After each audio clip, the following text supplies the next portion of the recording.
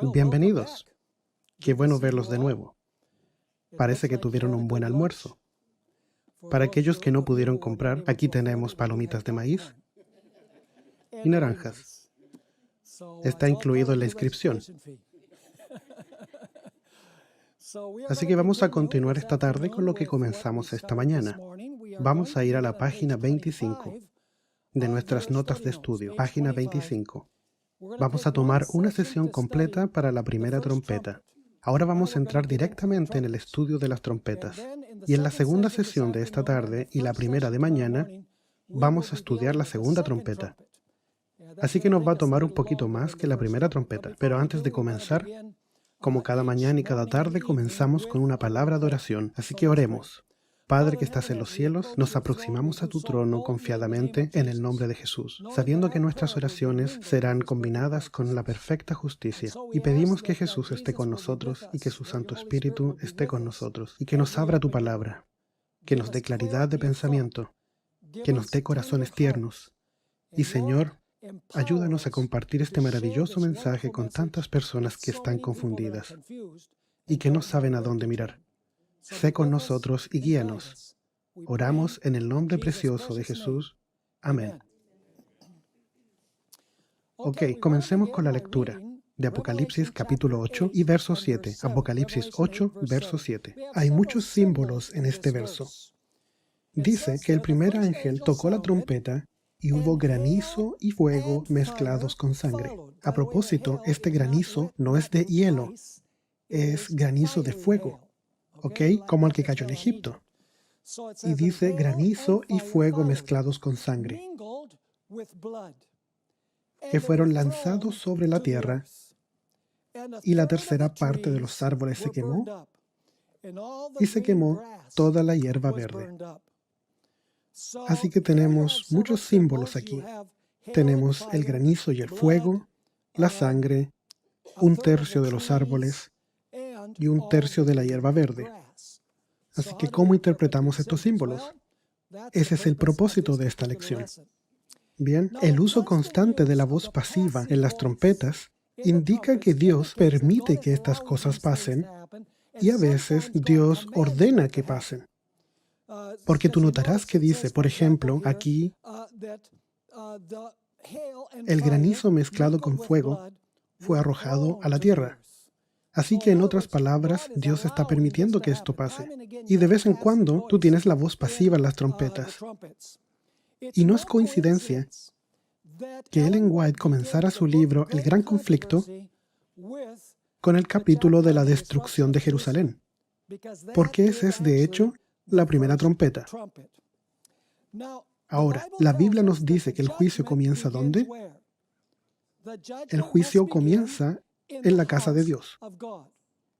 Así que la pregunta es, ¿quién es la casa de Dios? Aquellos que profesan ser los seguidores de ¿quién? Aquellos que profesan ser los seguidores de Dios.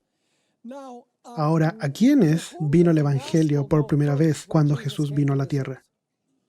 A los judíos. Eso es porque, por ejemplo, en Romanos capítulo 2 y versos 8 y 9, si tú vas conmigo ahí, Romanos capítulo 2, versos 8 y 9, el apóstol Pablo dice algo muy interesante. Y comienzo ahí, al comienzo, con el versículo 8. A los que son contenciosos y no obedecen a la verdad, sino que obedecen a la injusticia que va a venir sobre ellos, enojo y ¿qué? E ira, tribulación y angustia sobre todo ser humano que hace lo malo. ¿A quién primeramente? Al judío primeramente y también al griego.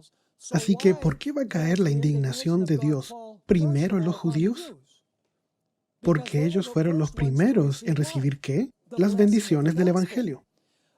Ahora veamos el libro de Hechos, capítulo 13. Hechos, capítulo 13. Estos son algunos textos que estoy agregando a las notas. Hechos 13. Aquí está el apóstol Pablo ministrando y le dice a los judíos que están reunidos ahí, quienes a propósito están rechazando su mensaje, una vez más, capítulo 13 de Hechos, versos 46 y 47. Entonces Pablo y Bernabé, hablando con denuedo, dijeron: a vosotros a la verdad era necesario que os hablase ¿cómo? Primero la palabra de Dios. Mas, puesto que la desecháis y no os juzgáis dignos de la vida eterna, he aquí que nos volvemos ¿a quiénes? A los gentiles. Y Jesús se refiere a ellos cuando dice que los primeros serían los últimos. Y los gentiles, quienes recibieron el Evangelio al final, ¿serían qué? Serían los primeros. Así que el juicio de la primera trompeta cae primero sobre aquellos que recibieron primero el mensaje y luego oprimieron al pueblo de Dios. ¿Se acuerdan que en el Antiguo Testamento, sobre quiénes sería el juicio primero? En el libro de Ezequiel, ¿por dónde dijo Dios que comenzaría? Comienza en mi santuario, ¿cierto?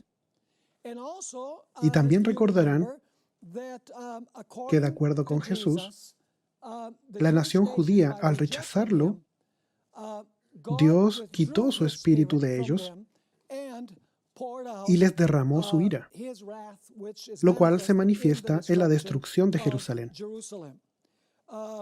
Ahora vamos a la página 26.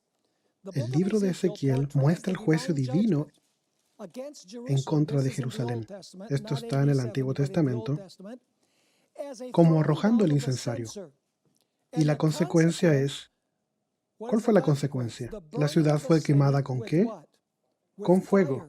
Tú puedes leer en Ezequiel 10, versos 2, 6, 7, 22, en Segunda de Crónicas 36, versos 14 al 23.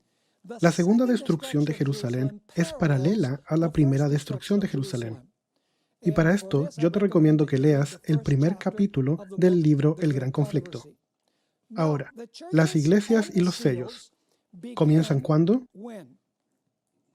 Ellas comienzan en los tiempos apostólicos, ¿cierto? Éfeso es la primera iglesia, es la iglesia apostólica, y con respecto a los sellos, el caballo blanco representa a la iglesia apostólica.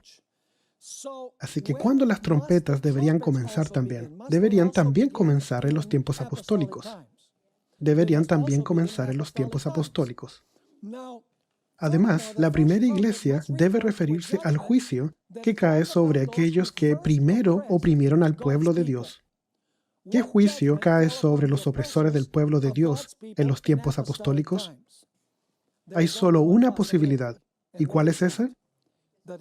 La destrucción de Jerusalén. Ahora, yendo a la siguiente sección, justo a la mitad de la página 26, de acuerdo con Jesús, la destrucción de Jerusalén fue debido directamente ¿a qué? A la persecución en contra de Jesús. ¿Y quiénes más? Sus fieles seguidores. Leamos Mateo 27, versos 24 y 25. Viendo Pilato que nada adelantaba, sino que se hacía más alboroto, tomó agua y se lavó las manos delante del pueblo, diciendo: noten la terminología aquí. Inocente soy yo ¿de qué? De la sangre de este justo. Allá vosotros. Y respondiendo todo el pueblo, dijo: ¿su qué? Tu sangre sea sobre nosotros y sobre nuestros hijos. ¿Es la sangre uno de los términos clave que se encuentran en la primera trompeta? ¿Fuego mezclado con qué? Mezclado con sangre. Y los representantes de la nación judía están diciendo que su sangre sea sobre nosotros y sobre nuestros hijos. Lucas 19, 41 al 44, Jesús está prediciendo qué es lo que va a suceder con la ciudad de Jerusalén y con el templo. Y dice: y cuando llegó cerca de la ciudad, al verla, lloró sobre ella, diciendo: oh, si también tú conocieses, a lo menos en este día, lo que es para tu paz. Mas ahora está cubierto de tus ojos, porque vendrán días sobre ti cuando tus enemigos... ¿Quiénes son los enemigos? Los romanos, ¿cierto? Dios usó a los romanos para castigar a aquellos que rechazaron el Evangelio y persiguieron a Cristo y a sus seguidores. Así que dice que vendrán días cuando tus enemigos te rodearán con vallado y te sitiarán y por todas partes te estrecharán y te derribarán a tierra y a tus hijos dentro de ti y no dejarán en ti piedra sobre tierra. ¿Y cuál es la razón para eso? Por cuanto no conociste el tiempo de tu visitación. Es decir, no reconociste al Mesías. Después que Jesús ascendió al cielo, la nación judía persiguió y derramó sangre de los seguidores de Jesús también. Así que no solo la nación judía rechazó el Evangelio, persiguiendo y matando a Cristo, sino que ellos hicieron lo mismo con sus seguidores, como se ve en todo el libro de los Hechos. Leamos Mateo 23, versos 34 al 39. Este es el discurso de Jesús a los fariseos y a los escribas, y es la culminación del capítulo que trata sobre el ay a los escribas y fariseos. Jesús dice, por tanto, he aquí, yo os envío profetas. Esto es pocos días antes de su muerte a propósito. Él está diciendo, les enviaré profetas. En otras palabras, les enviaré profetas, hombres sabios y escribas. Así que la crucifixión de Jesús no fue el cierre de la gracia para la nación judía, porque Jesús está prometiendo que después de su muerte, ¿qué pasaría? Él les enviaría profetas, hombres sabios y escribas. Profetas como Esteban. ¿Acaso él no tuvo una visión profética? ¿No fue Pedro también un profeta? ¿No tuvo él también visión? Sí, ciertamente. ¿Qué pasa con respecto a los sabios? Los diáconos son descritos como hombres llenos de sabiduría. ¿Y quién es el escriba o el teólogo? El apóstol Pablo. Así que Jesús está diciendo que les voy a enviar testigos adicionales. ¿Y qué les harían a ellos? Lo mismo que le hicieron a Cristo. Algunos de ellos serían muertos y crucificados. Algunos de ellos serían azotados dentro de las sinagogas, perseguidos de ciudad en ciudad. ¿Y cuál sería la sentencia como resultado de la persecución de Cristo y de su gente? Dice en el verso 35, para que venga sobre nosotros toda ¿qué?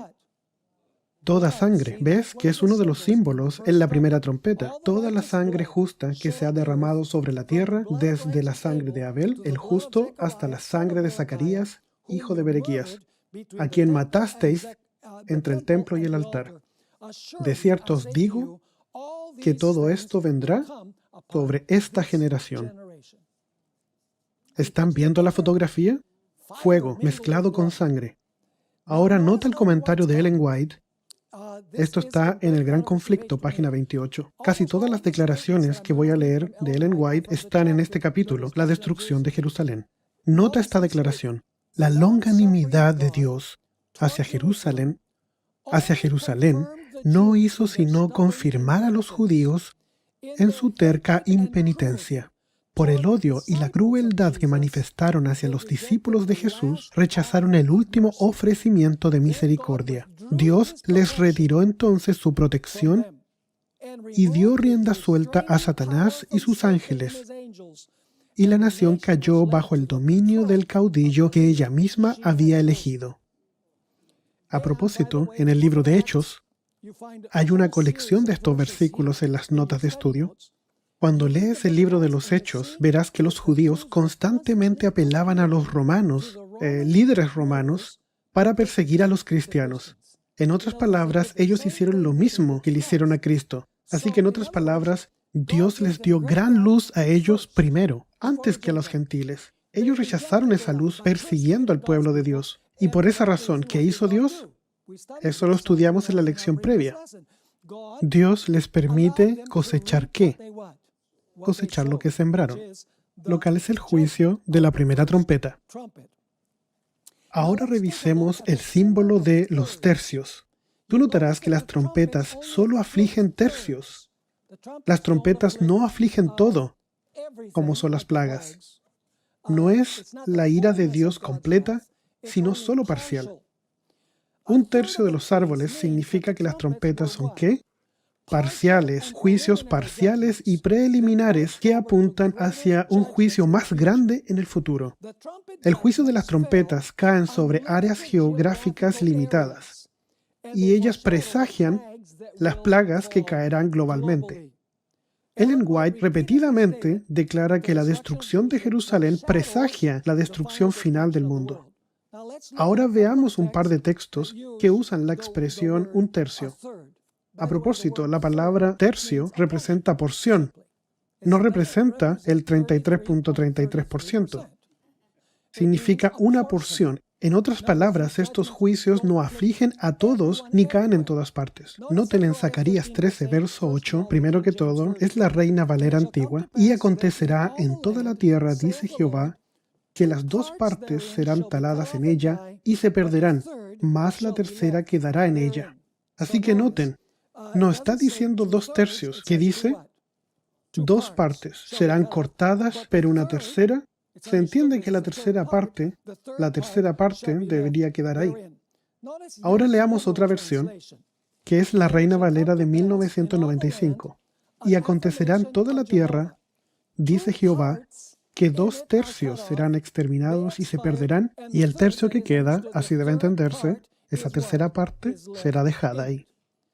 Así que entendemos que la palabra tercio se refiere ¿a qué? A una parte o porción. Tú dirás, ¿cómo sabemos eso? Bien, démosle un vistazo a un interesante detalle que Ellen White presenta. La Biblia nos dice que Dios arrojó a Satanás del cielo con ¿cuánto de sus ángeles? Con 1/3 de los ángeles del cielo. Pero de acuerdo con Ellen White, 1/3 de hecho significa casi la mitad. Así, 1/3 no significa 33.3%, ni más ni menos, sino que una fracción o parte de los ángeles. Nota la declaración de la historia de la redención, página 18. Satanás había demostrado que no merecía ocupar un lugar en el cielo. Entonces, el enemigo señaló con regocijo a sus simpatizantes que eran cerca de la mitad de los ángeles. No 33%, casi la mitad de los ángeles. Y exclamó, ellos están conmigo. ¿Los expulsarás también y dejarás semejante vacío en el cielo? Declaró entonces que estaba preparado para hacer frente a la autoridad de Cristo y defender su lugar en el cielo por la fuerza de su poder, fuerza contra fuerza. Así que 1/3 simplemente significa que la aflicción no cae sobre todos y en todo lugar. Significa que es un juicio parcial que afecta solo a algunos. Es un juicio preliminar.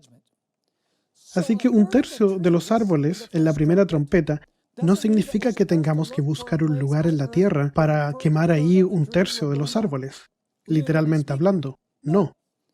El tercio de los árboles significa un juicio parcial sobre las personas, vamos a revisar eso, que presagia una destrucción global en el tiempo del fin. Notablemente, en las últimas 7 plagas, Dios va a derramar ¿qué? Él va a derramar su ira completa. Nota Apocalipsis capítulo 15, verso 1, el contraste entre 1/3 y lo completo. Dice en Apocalipsis 15, verso 1, vi en el cielo otra señal grande y admirable, 7 ángeles con las 7 postreras plagas. Recién veíamos 7 ángeles con 7 trompetas, derramando juicios parciales, representado por la palabra 1/3. ¿A cuántos las plagas afectan? Aquí dice que porque en ellas, ¿qué pasa con la ira de Dios? Se consumaba o es completa. A propósito, una mejor traducción sería, se llenó la ira de Dios. En otras palabras, afectará a todos y a todo lugar. Por supuesto, exceptuando al remanente. Ellen White escribió de la destrucción de Jerusalén que fue el primer trago. Eso indicaría que es algo parcial, ¿cierto? Ellen White dijo que la destrucción de Jerusalén, el cual creemos que es la primera trompeta, que fue el primer trago de la copa, que los impíos deberían beber completamente durante las plagas. Aquí está la declaración en el Gran Conflicto, página 21. A propósito, todas estas declaraciones que estoy por leer son del capítulo de la destrucción de Jerusalén. Ella escribió en la página 21, en la retribución temporal que estaba por caer sobre sus hijos, ¿vio como qué? Vio como el primer trago de la copa de la ira que en el juicio final aquel mismo pueblo debería apurar hasta las heces. ¿Están viendo la figura? ¿Y qué es lo que cae sobre Jerusalén que fue solo el primer trago? Un juicio local de Dios, apuntando hacia adelante, hacia un juicio más grande. Ellen White tiene declaraciones repetidas donde ella dice que la destrucción de Jerusalén fue un modelo a pequeña escala, un modelo parcial de lo que sucedería en el fin del mundo, con todos los impíos en el tiempo del fin. Nota estas declaraciones aquí donde Ellen White usa, y estas son del capítulo La destrucción de Jerusalén, dice que Cristo vio en Jerusalén un símbolo. ¿Qué es más grande, el símbolo o lo que el símbolo representa? Lo que el símbolo representa. Tú sabes, en el Antiguo Testamento tú tienes un cordero que representa una realidad mucho más grande e importante, ¿cierto? Cristo vio en Jerusalén un símbolo del mundo endurecido, en la incredulidad y rebelión, que corría presuroso a recibir el pago de la justicia de Dios. Y luego ella habla de los pecados de los judíos y los compara con los pecados del mundo cristiano en el tiempo del fin. Y a propósito, esos parece que fueran dos diferentes rechazos, pero en realidad son el mismo rechazo cuando lo miras cuidadosamente. En la página 22, Ellen White escribe, dirigiendo Jesús sus miradas hasta la última generación, vio el mundo envuelto en un engaño semejante al que causó la destrucción de Jerusalén. Así que el mundo va a ser culpable de un pecado similar al pecado que estaba siendo practicado en Jerusalén. ¿Cuál fue ese? El gran pecado de los judíos fue el rechazo ¿de quién? De Cristo. El gran pecado del mundo cristiano será el rechazo ¿de qué? De la ley de Dios, el fundamento de su gobierno en el cielo y en la tierra. Tú puedes decir, bueno, esos son dos rechazos diferentes. No, no lo son. Déjame preguntarte, ¿la ley es el reflejo de quién? La ley es la transcripción del carácter de Cristo. Así que, ¿cómo puedes decir, yo amo a Jesús, pero odio su ley? Yo amo la realidad, pero odio la reflexión. Es el mismo pecado de los judíos. Rechazaron a Cristo. El mundo cristiano rechaza el reflejo de Cristo en su ley. ¿Están conmigo o no? Noten esta otra declaración del gran conflicto, página 25. También en el capítulo de la destrucción de Jerusalén.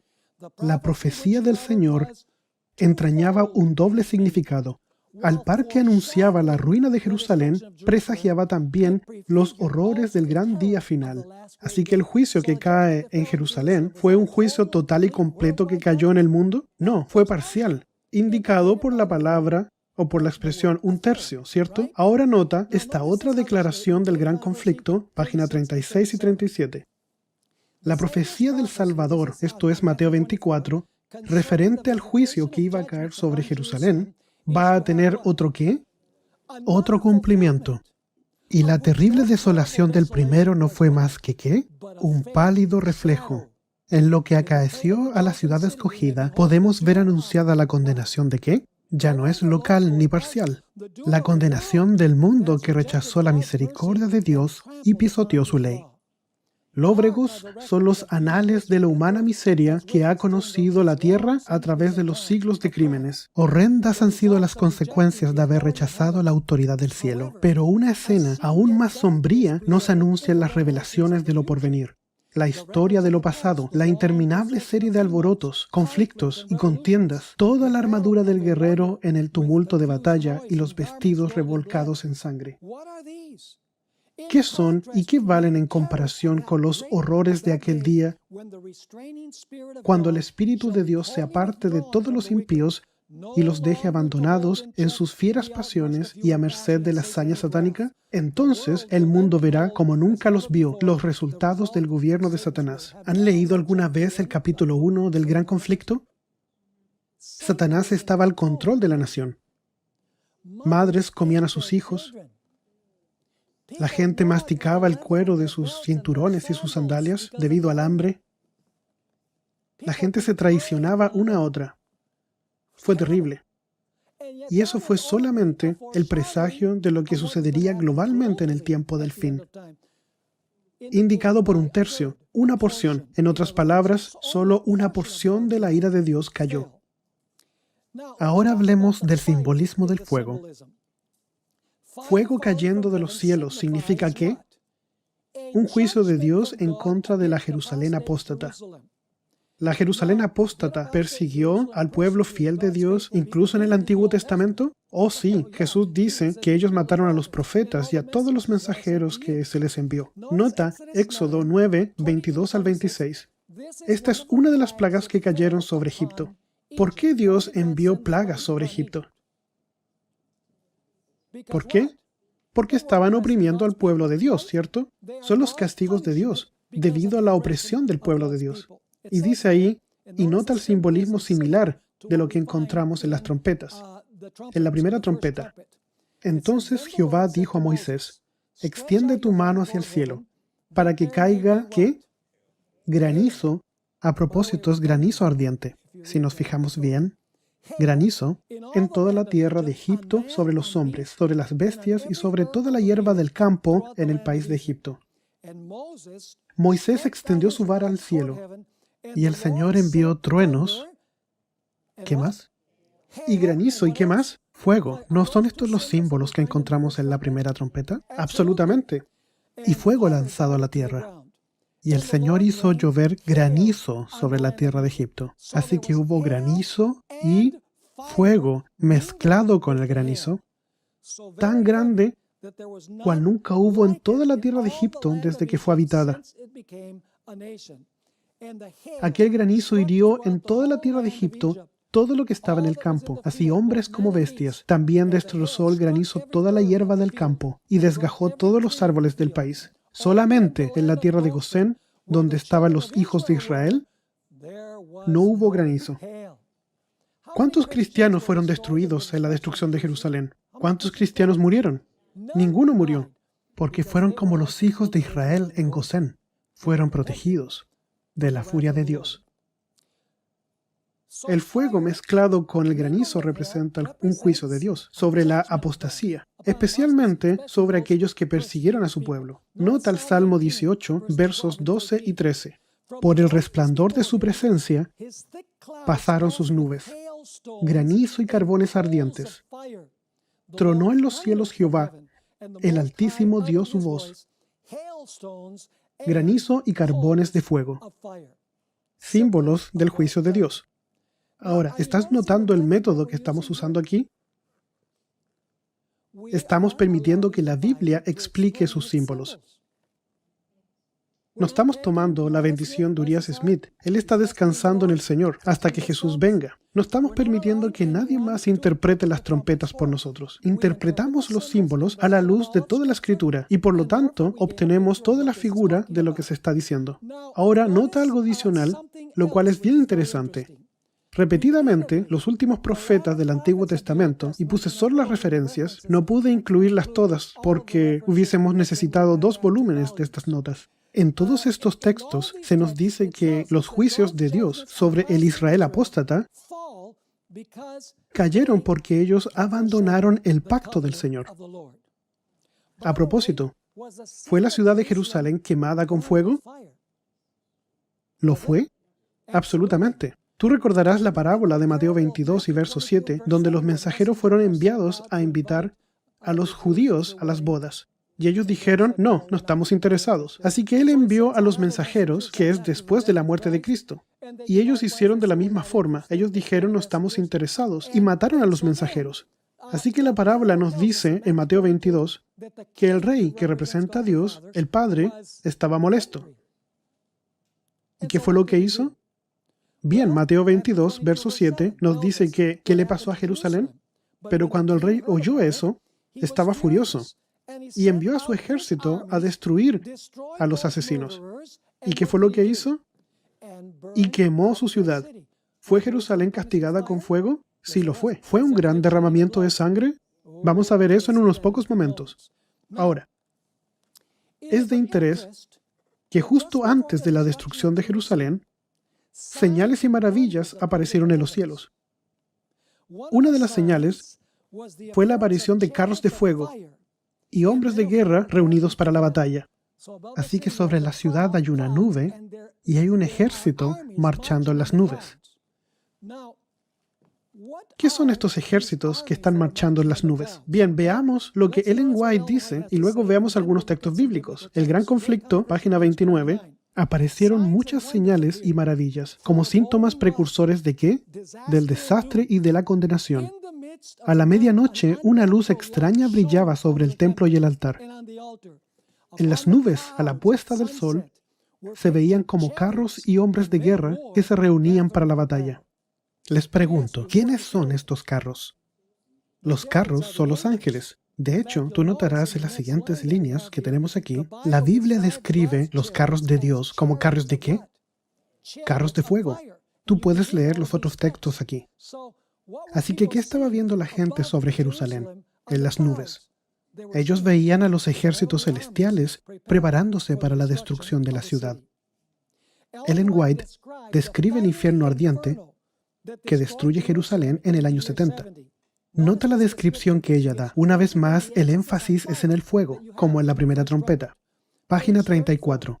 Toda la cumbre del monte que dominaba la ciudad despedía fulgores como ¿qué? Como el cráter de un volcán. Los edificios iban cayendo a tierra uno tras otro en medio de un estrépito tremendo y desaparecían ¿dónde? En el abismo ardiente. Las techumbres de cedro eran como ¿qué? Como sábanas de fuego. Los dorados capiteles de las columnas relucían como espigas de luz rojiza y los torreones inflamados despedían espesas columnas de ¿qué? Humo y lenguas de fuego. Así que ¿hay un gran énfasis en el fuego en la destrucción de Jerusalén? Ciertamente lo hay. Y ahora, ¿qué pasa con el simbolismo de la sangre? Porque hay sangre mezclada con fuego. Como vimos anteriormente, los judíos en el juicio de Pilato clamaron por la crucifixión de Cristo y ¿qué dijeron? Ellos dijeron que la sangre de Cristo sea sobre ellos y sobre sus hijos. Jesús también predijo que Dios requeriría de esa generación la sangre de ¿qué? Toda la sangre justa derramada desde el tiempo de Abel. De acuerdo con Apocalipsis 16, a propósito, Dios derramará la tercera plaga sobre las fuentes de las aguas frescas, para que los malvados la beban, porque ellos derramaron la sangre del pueblo de Dios.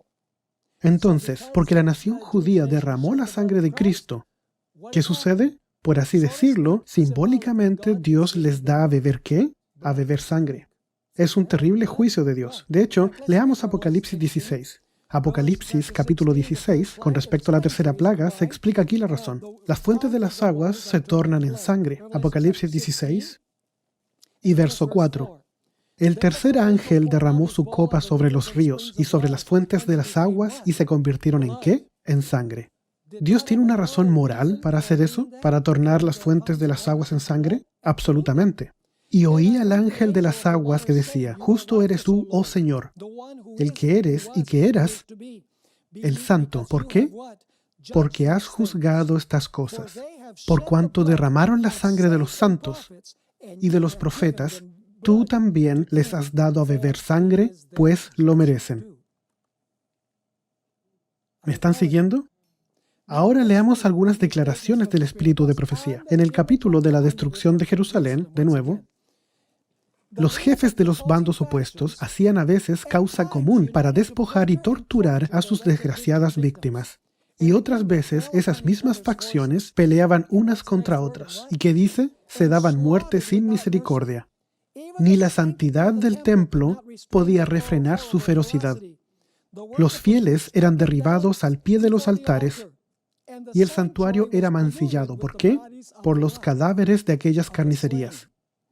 En la página 32, Ellen White escribe, los jefes romanos procuraron aterrorizar a los judíos para que se rindiesen. A los que eran apresados resistiendo, los azotaban, los atormentaban y los crucificaban frente a los muros de la ciudad. ¿Es eso lo que le hicieron al pueblo de Dios? Sí. Centenares de ellos eran así ejecutados cada día.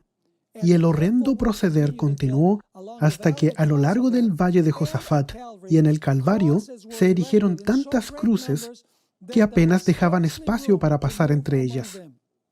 Así fue castigada aquella temeraria imprecación que lanzara el pueblo en el tribunal de Pilato, al exclamar, recaiga su sangre sobre nosotros y sobre nuestros hijos.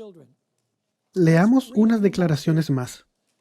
Como obsesionado, miraba desde lo alto del monte de los olivos el magnífico templo y dio la orden de que no se tocara una sola de sus piedras. Antes de hacer la tentativa de apoderarse de esa fortaleza, dirigió un fervoroso llamamiento a los jefes judíos para que no le obligasen a profanar ¿con qué?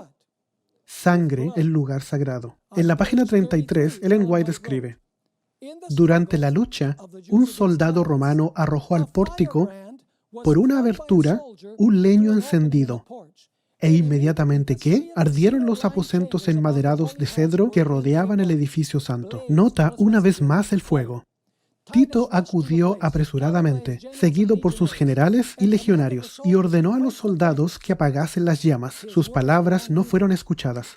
Furiosos, los soldados arrojaban teas encendidas en las cámaras contiguas del templo y con sus espadas degollaron a gran número de los que habían buscado refugio allí.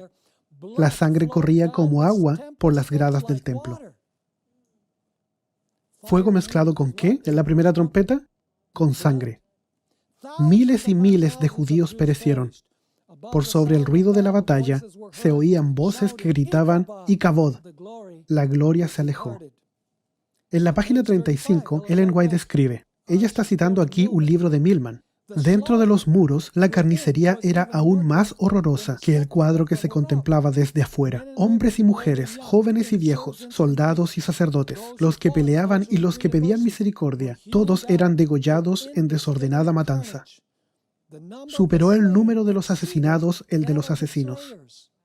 Para seguir matando, los legionarios tenían que pisar sobre montones de cadáveres para realizar su obra de exterminio. Una cita más, página 35. En el sitio y en la mortandad que le siguió, perecieron más de 1 millón de judíos. Los que sobrevivieron fueron llevados cautivos, vendidos como esclavos, conducidos a Roma para enaltecer el triunfo del conquistador, arrojados a las fieras del circo o desterrados y esparcidos por toda la tierra. ¿Están viendo de qué se trata la imagen de la primera trompeta? Y ahora, sobre el simbolismo de los árboles y la hierba. Los árboles y la hierba. 1/3 de los árboles fue quemado y toda la hierba verde. Necesitamos entender algunos eventos históricos que tomaron lugar durante el ministerio de Cristo. 6 meses antes que Jesús comenzara su ministerio, Juan Bautista comparó a los judíos con un árbol y les advirtió que si el árbol no produce buen fruto, ¿sería qué? Sería cortado y arrojado ¿dónde? Al fuego. Juan fue específico refiriéndose a la nación judía. Leamos Mateo 3, versos 7 al 12. Al ver él que muchos de los fariseos y de los saduceos venían a su bautismo, les decía, «Generación de víboras, ¿quién os enseñó a huir de la ira venidera? Haced pues frutos dignos de arrepentimiento, y no penséis decir dentro de vosotros mismos, a Abraham tenemos por padre». ¿A quién le está hablando Juan el Bautista? Le está hablando a la nación judía. Y no penséis en decir dentro de vosotros mismos, a Abraham tenemos por padre, porque yo os digo que Dios puede levantar hijos de Abraham aún de estas ¿qué? De estas piedras. Cuando dice estas piedras, no está hablando de las rocas. Ellen White explica en El deseado de todas las gentes que Jesús está apuntando a los gentiles, porque los judíos consideraban a los gentiles como teniendo corazones de piedra. Los judíos no eran muy halagadores cuando se trataba de los gentiles. Ellos los llamaban cerdos, puercos, ¿cierto? Se referían a ellos como perros, muy incorrecto políticamente. Y se referían a ellos como piedras, porque tenían corazones endurecidos, porque no se les podía alcanzar con el mensaje. Verso 10. Y ya también el hacha está puesta a la raíz ¿de qué? De los árboles. Aquí se refiere a los individuos, ¿cierto? Por tanto, todo árbol que no da buen fruto es cortado y echado en el fuego. Así que dice que el hacha está puesta a la raíz de los árboles. Por lo tanto, cada árbol que no dé buen fruto será cortado. ¿Y qué más? Y arrojado en el fuego. Es arrojado en el fuego, no exactamente cuando es cortado, porque está la madera verde. ¿Se arroja al fuego después de qué? Después que está seco. Bien, volvamos un poco atrás un momento. Esto es interesante. Juan el Bautista comienza su ministerio 6 meses antes que Jesús. 2 años y medio en el ministerio de Cristo, 2 años y medio de su ministerio, nos encontramos con este árbol de nuevo. Vamos a Lucas 13. Lucas 13. Y verso 1, Lucas 13, 1. Esto es a 2 años del inicio del ministerio de Cristo. Son 2 años y medio desde que Juan el Bautista habló de cortar el árbol y lanzarlo al fuego. Lucas 13:1 dice, en este mismo tiempo, estaban allí algunos que le contaban acerca de los Galileos cuya sangre Pilato había mezclado con los sacrificios de ellos. Pilato le había hecho esto a algunos judíos. Y ahora Jesús les dice, en el verso 2, respondiendo Jesús les dijo, ¿pensáis que estos galileos, porque padecieron tales cosas, eran más pecadores que todos los galileos? Y Jesús dice en el verso 3, os digo no, antes, si no os arrepentís, todos igualmente ¿qué? Pereceréis. O aquellos 18 sobre los cuales cayó la torre de Siloé y los mató. ¿Pensáis que eran más culpables que todos los hombres que habitan en Jerusalén? Os digo no, antes, si no os arrepentís, todos pereceréis igualmente. Y Jesús cuenta una parábola. Dijo también esta parábola, tenía un hombre una higuera plantada en su viña. Es el mismo árbol que habló Juan el Bautista. Y vino a buscar ¿qué? Frutos en ella. Que es lo que esperaría, ¿cierto? A propósito, Ellen White explica que la higuera, que vamos a revisar más tarde, tenía hojas, pero no tenía frutos. Y para aquellos que tienen árboles de higo, tú sabes que la fruta viene antes y luego las hojas vienen después. Un par de días atrás estuve en Modesto, California, en la casa de alguien, y tenía una higuera con frutos y las hojas estaban recién saliendo. Bueno, continuemos. Dice en el verso 7, y dijo al viñador, a propósito, el cuidador de la viña es Jesús y el dueño de la viña es el Padre. He aquí, hace 3 años que vengo a buscar fruto en esta higuera y no lo hallo. Córtala. ¿Para qué inutiliza también la tierra? Tú sabes que pasaron 6 meses desde que Juan el Bautista había predicado, y en este punto dije 2 años, pero son 2 años y medio, que Jesús había estado ministrando a la nación judía. Verso 8. Él entonces, respondiendo, le dijo, Señor, déjala todavía este año, hasta que yo cave alrededor de ella y la abone. ¿Qué está diciendo el cuidador de la viña? Está diciendo que lo deje por 1 año más. ¿Por cuánto tiempo más Jesús ministró desde este punto? 1 año más, correcto. Y si diere fruto, bien. Y si no la puedes, ¿qué? La cortarás después. La parábola termina y no sabemos si el árbol dio fruto o no. Pero la última semana de Jesús, antes de su muerte, él se encontró con un árbol de higuera de nuevo. Jesús ve el árbol a la distancia y dice, tengo hambre. Vamos a buscar algunos higos de ese árbol. El árbol debió estar lleno de hojas, ¿cierto? Ellen White enfatiza que también habían otros árboles ahí, que estaban totalmente desnudos. No tenían ninguna hoja. Así que Jesús no iba a ir ahí a buscar fruto. Esos representan los gentiles a propósito. Él fue a buscar fruto en el árbol que se suponía que tenía que producir los primeros frutos. Y entonces Jesús fue y encontró el árbol con abundancia de hojas, pero no tenía ¿qué? No tenía frutos. ¿Y qué pasó? El árbol se secó hasta sus raíces. ¿Qué pasa cuando un árbol muere desde sus raíces? Se acabó para él. Se seca para siempre. ¿Y qué pasa después? ¿Qué haces con un árbol totalmente seco? Tú lo cortas y lo usas para leña. Ahora tú dirás, no dice ahí que el árbol fue cortado y arrojado al fuego. Eso es cierto. Pero notemos otro pasaje paralelo que habla acerca de qué pasa con el árbol que no lleva frutos. Nota Juan 15, versos 5 y 6. Juan 15, versos 5 y 6. Tú sabes que la viña es símbolo de Israel, ¿cierto? Ahora nota Juan 15, versos 5 y 6. Jesús está hablando a sus discípulos y dice, yo soy la vid, vosotros los pámpanos. El que permanece en mí y yo en él, éste lleva ¿qué? Mucho fruto, porque separados de mí nada podéis hacer. Pero ¿qué pasa con la rama que no lleva fruto? No solo es cortada, pero ¿qué pasa después? Es quemada, arrojada al fuego. Y dice en el verso 6, el que en mí no permanece, será echado fuera como pámpano y se secará, como la higuera. Y los recogen y los echan ¿dónde? En el fuego y arden. ¿Están conmigo? Así que la quema de la higuera representa la destrucción ¿de qué? De Jerusalén con fuego. Porque el rey envió sus ejércitos a quemar la ciudad, porque ellos habían rechazado la invitación a la boda de su hijo. Ahora Ellen White escribe esto.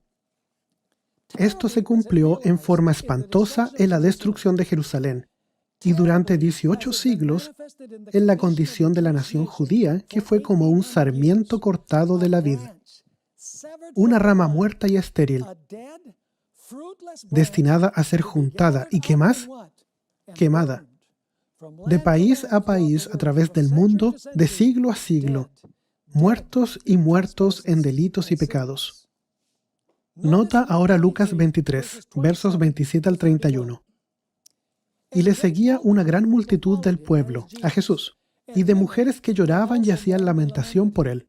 Pero Jesús, vuelto hacia ellas, les dijo: Hijas de Jerusalén, no lloréis por mí, sino llorad por vosotras mismas y por vuestros hijos, porque he aquí vendrán días en que dirán: Bienaventuradas las estériles, y los vientres que no concibieron, y los pechos que no criaron. Entonces comenzarán a decir a los montes: Caed sobre nosotros, y a los collados: Cubridnos. ¿Cuándo sucederá esto? ¿Cuándo las personas clamarán por las rocas y los collados que caigan sobre ellos? En la segunda venida. Así que, ¿qué es lo que le pasa a Jerusalén como un juicio parcial y que va a suceder en una escala mucho más grande en el futuro? Absolutamente. Luego, Ellen White cita un verso de la Biblia, el cual es Lucas 23, verso 31. Porque si en el árbol verde hicieron estas cosas, que es la nación judía, a propósito, el árbol verde es símbolo de Cristo. En el seco, ¿qué no se hará? ¿Me están siguiendo o no? Ahora, déjenme leer de Ellen White la explicación de este último verso que se menciona aquí, en el verso 31, donde dice: Porque si en el árbol verde hacen estas cosas, en el seco, ¿qué no se hará? Ellen White explica en El deseado de todas las gentes, página 743, de la caída de Jerusalén, los pensamientos de Jesús pasaron a un ¿qué? A un juicio más amplio. En la destrucción de la ciudad impenitente, vio un símbolo de la destrucción final que caerá sobre el mundo. Dijo: Entonces comenzarán a decir a los montes: Caed sobre nosotros, y a los collados cubridnos. Porque si en el árbol verde hacen estas cosas, en el seco, ¿qué se hará? Por el árbol verde, ¿Jesús qué? Se representó a sí mismo, el Redentor inocente. Dios permitió que su ira contra la transgresión cayese sobre su Hijo amado. Jesús iba a ser crucificado por los pecados de los hombres. ¿Qué sufrimiento iba entonces a soportar el pecador que continuase en el pecado? Todos los impenitentes e incrédulos iban a conocer un pesar y una desgracia que el lenguaje no podría expresar. Entonces, ¿qué es la leña seca? La leña seca representa a aquellos que rechazaron a Cristo. Si ellos hicieron esto con el árbol verde, que es Jesús, ¿qué va a pasar con la leña seca? Permítame leer una declaración de unas personas que no son adventistas. Un comentador metodista, Adam Clarke, de hace muchos años atrás. Él explica el significado de estos versos. Lucas 23, 31. Esta parece ser una expresión proverbial, cuyo sentido es: si no perdonan al árbol, que por la belleza de su follaje, la abundancia y la excelencia de sus frutos, merece ser conservado, entonces el árbol seco y marchito será seguramente, ¿qué? Cortado. Si un pueblo que profesa ser gobernado y dirigido por leyes divinas, ¡qué desolación!, da muerte a un hombre inocente frente a la justicia misma, en oposición a todos sus dictados y decisiones. No se puede esperar injusticia y opresión cuando la anarquía y la confusión se sienta en el lugar donde antes presidía el juicio y la justicia. Nuestro Señor alude proféticamente a aquellas tribulaciones que cayeron sobre el pueblo judío unos 40 años después. El árbol seco sería quemado. Otro comentador, un pastor presbiteriano, Albert Burns, escribió lo siguiente acerca de ese versículo. Esto parece ser una expresión proverbial. Un árbol verde no se prende fuego fácilmente. Uno seco se enciende fácilmente y se quema rápidamente. Y el significado del pasaje es: si ellos, los romanos, me hacen estas cosas a mí, que soy inocente y sin culpa, si me castigan ante la justicia, ¿qué no harán con esta nación culpable? ¿Qué seguridad tienen de que no les sobrevendrán juicios más graves? ¿Qué desolaciones y ayes no se pueden esperar cuando la injusticia y la opresión han tomado el lugar de la justicia y han establecido un dominio sobre este pueblo malvado? Nuestro Señor alude evidentemente a las calamidades que les sobrevendrían. ¿Por quién? Por los romanos en la destrucción de la ciudad y el templo. El pasaje puede aplicarse, sin embargo, sin impropiedad y con gran belleza y fuerza, al castigo de los malvados en el mundo futuro. Así que lo que vemos que sucede con Jerusalén presagia lo que va a suceder en el futuro, en el tiempo del fin. Entonces termina su comentario diciendo, así aplicado, significa que los sufrimientos del Salvador, en comparación con los sufrimientos de los culpables, fueron como la quema de un árbol verde en comparación ¿con qué? La quema de uno que está seco. Un árbol verde no está adaptado para quemarse, uno seco sí. Así se mantuvo el Salvador, inocente, puro y santo, en relación con el sufrimiento. ¿Vamos bien hasta acá? Así que, ¿cuál es el simbolismo al que apunta la primera trompeta? Está apuntando a la destrucción de Jerusalén, cuando tú permites que la Escritura se explique a sí misma. Ahora tú notarás también que toda la hierba verde es quemada. ¿Qué significa la palabra hierba? ¿Cuál es el símbolo de la hierba? Veamos varios versículos aquí. El primero está en Isaías 40, versos 6 al 8. Voz que decía, da voces. Y yo respondí, ¿qué tengo que decir a voces? ¿Que toda carne es qué? Así que la hierba representa ¿qué? Personas. Y toda su gloria como flor del campo. ¿Qué pasa con la hierba? La hierba se seca y la flor se marchita, porque el viento de Jehová sopló en ella. Ciertamente como hierba es el pueblo. Sécase la hierba, marchítase la flor, mas la palabra del Dios nuestro permanece para siempre. El Salmo 37 describe la destrucción de los malvados. Y dice, no te impacientes a causa de los malignos, ni tengas envidia de los que hacen iniquidad. Así que, ¿qué les va a pasar a los malos y a los que hacen iniquidad? Porque como hierba serán ¿qué? Pronto cortados. ¿Y a qué se comparan? Con la hierba. Se seca como la hierba verde. Salmo 95:7 una vez más describe a los malvados con el símbolo de hierba. Y dice ahí, los arrebatas como con torrente de aguas. Son como sueño, como la hierba que crece en la mañana. En la mañana florece y crece, y a la tarde es cortada y se seca. Porque con tu furor somos consumidos, y con tu ira somos turbados. Y entonces veamos este verso final. Hay otros más aquí. Puedes buscar más versos en la concordancia. Salmo 92 y versos 6 y 7. El hombre necio no sabe, y el insensato no entiende esto. Como que está hablando de las personas que no son seguidores de Dios, ¿cierto? El hombre necio no sabe, y el insensato no entiende esto. Cuando brotan los impíos, ¿como qué?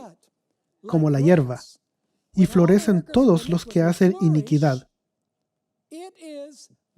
¿Es para ser qué? Destruidos eternamente. Así que la pregunta es que, ¿a qué apunta la primera trompeta? ¿A qué evento histórico? Está apuntando a la destrucción de Jerusalén. Ahora, ¿esto pasa durante los tiempos apostólicos? ¿La primera trompeta sucede durante los tiempos apostólicos? Absolutamente. ¿Algunos de los apóstoles estaban vivos en este punto? El Evangelio aún se estaba predicando en este punto.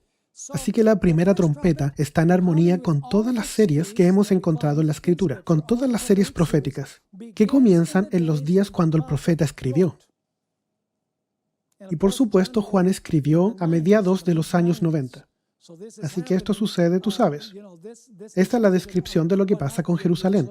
Está cubriendo desde el tiempo de Cristo la persecución de sus seguidores en la iglesia, culminando finalmente con la destrucción de Jerusalén. Así que revisemos de nuevo los símbolos. Granizo y fuego. ¿Son esos los símbolos del juicio de Dios sobre su pueblo apóstata? Sí, combinados con sangre. ¿Es verdad lo que le pasó a la ciudad de Jerusalén y a los habitantes de Jerusalén? Absolutamente. Y ahora los árboles. ¿Qué representan los árboles? Los árboles que no producen fruto. Está hablando de los individuos. El árbol es la nación, pero luego se refiere a los árboles. Se refiere a los individuos en la nación. ¿Qué pasa con aquellos que no llevan fruto? El fruto del Espíritu. Al no recibir al Mesías, son cortados y arrojados ¿a qué? Y arrojados al fuego. ¿Y qué pasa con los malvados simbolizados por la hierba verde? La hierba verde también será quemada. Así que claramente, la primera trompeta apunta a la destrucción de Jerusalén. Y tú sabes, hay algo muy interesante. Si tú lees el artículo que mencioné, búscalo en los apuntes. Aquí hay un artículo que tienes en unas páginas sueltas. No lo tengo conmigo, pero el artículo tiene diferentes conceptos que son presentados por académicos acerca de las trompetas. Hay un gráfico ahí. Todos son académicos de la Iglesia Adventista. Tú notarás ahí que C. Mervyn Maxwell. ¿Has oído alguna vez de Mervyn Maxwell? Tú sabes, de la famosa familia Maxwell. Él fue mi profesor en el seminario, un fiel lector del espíritu de profecía. Era un firme creyente del punto de vista historicista en la profecía bíblica. Si tú miras ese gráfico, notarás que hay variaciones del concepto de Urias Smith con respecto a la primera trompeta. Urias Smith dice que la primera trompeta se cumple en el siglo IV con las invasiones bárbaras.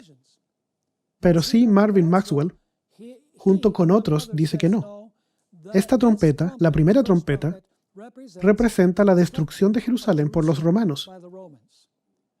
¿Cómo llegó a esta conclusión?